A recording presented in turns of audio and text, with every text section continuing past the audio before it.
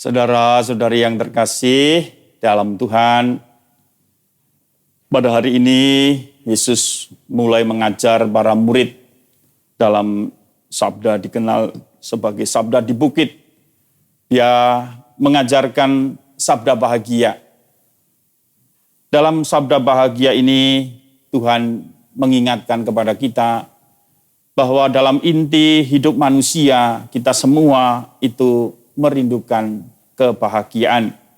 Semua orang pasti kita semua mau hidup bahagia. Dan kerinduan akan kebahagiaan itu ditanamkan oleh Tuhan di dalam diri kita. Supaya kita juga karena kerinduan itu ditarik oleh Allah untuk mencari Dia yang mampu memenuhi, memuaskan kerinduan kita akan kebahagiaan itu. Allah sendiri memuaskan, demikian kata Thomas Aquinas, yang menyadarkan kepada kita bahwa Allah yang menjadi sumber kebahagiaan mengungkapkan juga arti makna hidup kita, bahwa kita semua ini sedang dalam proses mencari dan menemukan Allah yang menjadi sumber kebahagiaan. Sabda-sabda bahagia ini yang kita dengarkan dalam Injil Matius bab 5 ayat 1 sampai 12. Seolah-olah kita akan melihat bahwa apa yang disampaikan oleh Yesus ini berbeda dengan apa yang seringkali kita anggap membahagiakan kita. Kita mendengarkan bagaimana Yesus bersabda, "Berbahagialah orang yang miskin di hadapan Allah."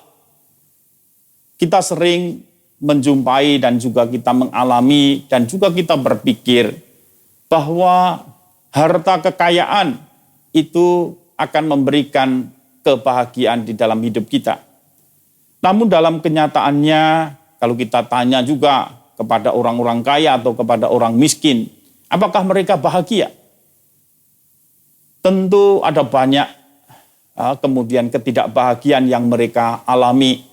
Karena ketika kaya, mereka masih terus mencari kekayaan. Karena dia berpikir bahwa di dalam kekayaannya lah mereka menemukan kebahagiaan. Ketika miskin, mereka pun juga tidak bahagia. Karena mereka masih mengharapkan bahwa harta kekayaannya dapat juga memenuhi kebahagiaannya. Nah, saudara-saudari yang terkasih, keinginan kita akan dunia ini dengan kekayaannya, dengan kesenangannya, itu seperti ember bocor atau kemudian kalau ada tempat yang banyak lubangnya itu, seberapapun diisi oleh barang, oleh sesuatu, itu tidak akan pernah memenuhinya. Karena itu Yesus dengan sabdanya, "Berbahagialah orang yang miskin." Itu tidak mengajarkan kepada kita di dalam hidup kita bahwa Tuhanlah yang memiliki segala-galanya yang menjadikan kita bahagia. Kita di dalam hidup kita harus belajar untuk bersikap lepas bebas terhadap harta benda atau kekayaan kita. Lepas bebas itu artinya kita tidak terlalu menggenggam atau mengandalkan kebahagiaan, meletakkan kebahagiaan kita pada kekayaan. Tapi kita belajar untuk menyerahkan hidup kita kepada Tuhan. Itulah kemiskinan rohani kita. Kita selalu menaruh harapan kepada Tuhan. Seperti yang juga terjadi dengan Ayub, walaupun diambil semuanya, dia berkata, "Aku ini lahir telanjang dan juga pergi telanjang pula, terpujilah nama Tuhan." Dalam situasi yang sulit pun, Ayub pun juga menyerahkan segalanya kepada Tuhan. Kita pun juga belajar juga dari Yesus sendiri, di mana dia tidak punya tempat untuk meletakkan kepalanya atau tidak punya tempat untuk tinggal.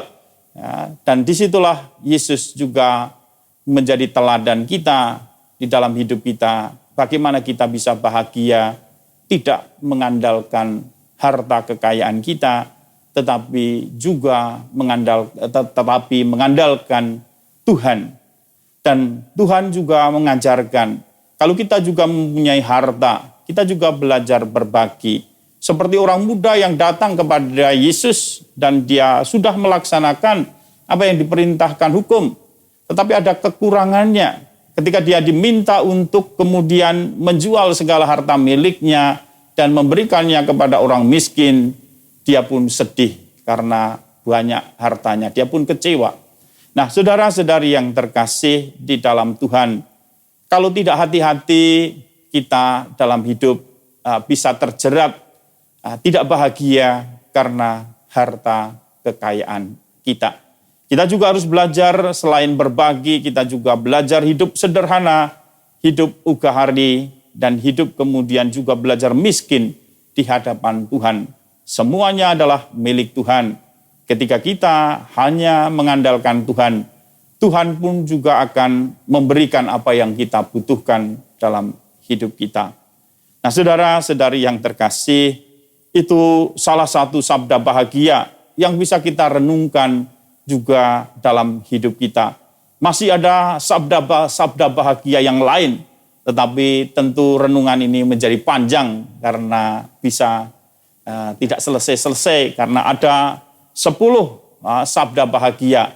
Tapi semuanya itu semua hendak mengajarkan kepada kita supaya kita tidak mengandalkan harta kekayaan, mengandalkan diri sendiri, tetapi kita belajar mengandalkan Tuhan, memiliki hati seperti Tuhan yang rendah hati, lemah lembut, suci, penuh kasih, damai, dan selalu berusaha benar, membela kebenaran, dan itulah jalan yang Yesus jalani, yang kita pun juga harus belajar menjalaninya di dunia ini agar kita memperoleh kebahagiaan.